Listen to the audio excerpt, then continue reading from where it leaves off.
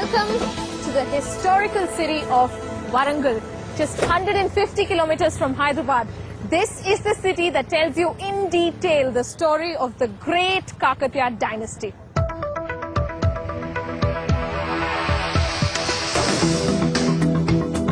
You can sense the pride and power of the Kakatiyas even today at the Warangal fort.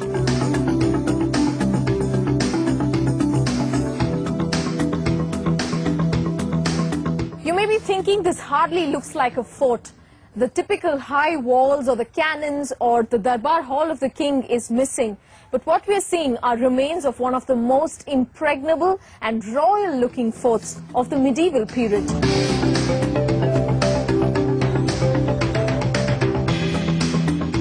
Nowhere else in India you find fort walls looking so rich. These are not mere black granite stones. Each of them have intricate carvings trying to convey the culture of the Kakatiyas.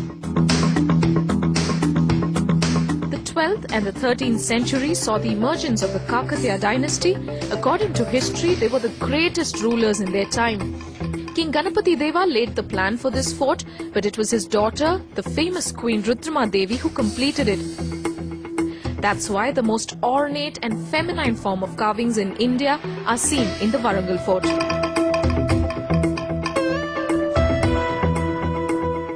Bangles of the queen as joints of a pillar, or the design of her waist belt and necklace as the theme for narrations on stone.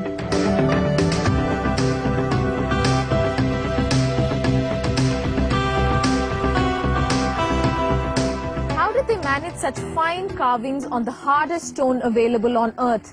The sculptor has left us clues. This is the original form of the stone.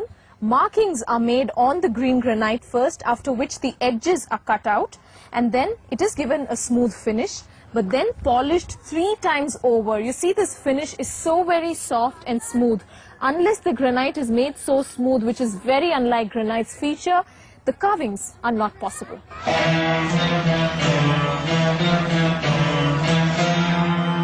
Warangal gets its name from Tamil words Orukallu, meaning single stone. The belief is that the whole city has been carved on a single stone. How incredibly fascinating. I could stare at these enormous, elegant arches forever. They are called Kirti Toranas, or the gateways of glory.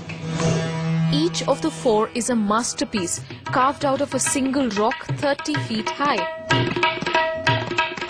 How could they have managed it? Maybe the sculptor kept climbing the rock as he carved. Or maybe he carved the top portion first.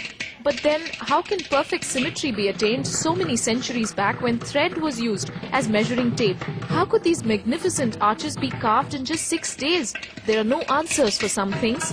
That's why it is a wonder.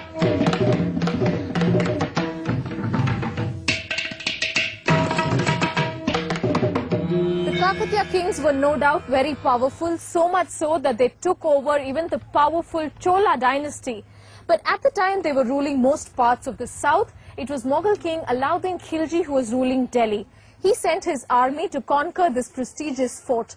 The war between the army and Pratap King Rudra II went on for about 7 months, after which the Kakatiya king had to give up because he ran out of ammunition.